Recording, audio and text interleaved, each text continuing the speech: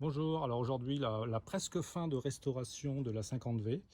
Donc j'avais fait une vidéo sur celle-ci, j'avais acheté uniquement le cadre, il y avait juste le garde-boue arrière, le porte-bagages et le garde-boue avant, il me semble. Donc voilà, et j'ai voulu essayer de voir, comme c'est une mobilette maintenant d'occasion en épave, ça coûte très très cher, j'ai voulu essayer de faire l'inverse, partir de rien et de racheter toutes les pièces en détail sur le site Le Bon Coin et plus ce que j'ai en stock pour voir à combien ça me reviendrait en fait de la refaire.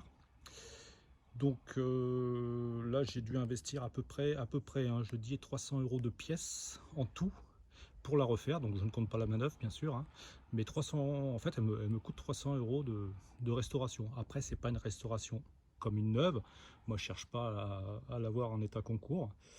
Donc voilà, maintenant je vous présente un peu donc le budget qui m'a coûté très cher pour cette mobilette. Donc c'est évidemment les roues, les carters, parce que ceux-là sont un peu spécifiques quand même. Donc je les ai achetés tout rouillés, bon 50 euros quand même, et j'ai été obligé de les repeindre, enfin poncer, repeindre, vernir, etc. Le moteur, j'ai de la chance, je l'avais d'avance, je ne l'avais pas payé cher il y a 10-15 ans. Et en plus il marche pas trop mal, j'ai rien fait dessus. Voilà, j'ai juste fait un petit voilage de peinture, hein, c'est pas une peinture neuve. Voilà. Après, bon, j'ai des détails à finir, hein. J'ai une des deux poignées qui est pas dorée, qui est pas la bonne. Les pneus, ça serait mieux de mettre des neufs. Voilà. Bon, après, pour une fois, j'ai pas respecté l'origine. J'ai mis une petite selle MBK que j'avais en stock. Le guidon est un guidon de 51. Voilà. Un peu plus moderne, donc un peu plus large que celui d'origine. Hein, bon, il me reste des détails comme ça à régler. Bon, le rétro, je sais pas si je vais le laisser finalement parce que ça fait peut-être un peu con, je pense. J'aimerais bien retrouver un phare aussi, mais bon, je ne vais pas me presser parce que là, étant donné que j'ai acheté assez rapidement, donc sans trop regarder le budget, je vais prendre mon temps et quand je trouverai, là j'ai trouvé aujourd'hui la poignée par exemple, qui me manque ici, là, enfin c'est pas la bonne, je veux la même que ça. Euh, donc voilà, je vais acheter petit à petit. De toute façon, je ne vais pas m'en servir de cette mobilette, hein. Souvent je les refais, je m'en sers pas, je les stocke. Voilà, je les sors uniquement l'été, hein.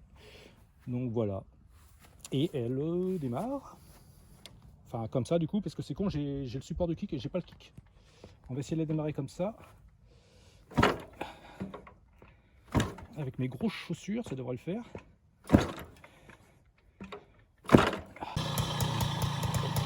Oh ça y est, elle a démarré, du coup je l'ai poussée. Hein, c'est comme j'ai pas eu la bonne idée de la démarrer avant pour qu'elle soit chaude, pour être plus facile. Et normalement elle peut démarrer comme ça au quart de tour. Un quart de tour, ouais. Le moteur est pas trop mal en fait. Voilà, je me suis aperçu que j'avais une fuite au niveau de l'échappement. Donc il va falloir que je remette un nouveau joint en cuivre. Voilà, j'ai pas trop de trucs à faire dessus. Ah si, par contre, alors un petit truc, parce que donc j'ai bien le numéro de cadre. Et par contre, la date est effacée. Et si quelqu'un pouvait me dire par rapport à ce robinet d'essence, hein, c'est un robinet tout neuf que j'ai mis avec 88, parce qu'en fait la sortie elle est en 8 mm au lieu de 10 comme mon autre 50V qui est jaune. Et l'inclinaison du robinet n'est pas du tout la même. Alors par rapport à ce petit détail, si quelqu'un peut me dire si c'est plus une début années 70, et l'autre particularité, j'avais le garde-boue que j'ai eu avec la bécane, je ne sais pas s'il est d'origine. Sur mon autre motobécane, j'ai cette tige là, celle-ci, et j'en ai une autre ici. Sur celle-ci, on voit qu'il n'y a rien devant. Donc par rapport à ça, si quelqu'un peut me dire à peu près l'année quoi. Voilà, là je suis embêté, c'est pour faire ma carte grise que je mette au moins une date quand même. Ça serait bien, ou si quelqu'un peut savoir, c'est comment on fait pour avoir la date par rapport au numéro de, je sais pas, il y a peut-être par rapport au numéro de 4 s'il y a possibilité, je sais pas. Voilà. Donc voilà, un petit coup d'accélérateur.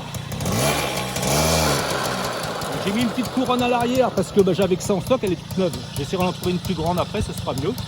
Voilà. Et j'ai mis des petits repose-pieds là. Bon, de l'autre côté, je lui ai acheté un petit cache tout neuf aussi pour l'allumage. Bon, tout neuf, hein, ce factory, ça m'a coûté 6,50, 6,80, donc c'est autant l'acheter en neuf en fait. Donc voilà, là je refais une petite peinture ici. Voilà.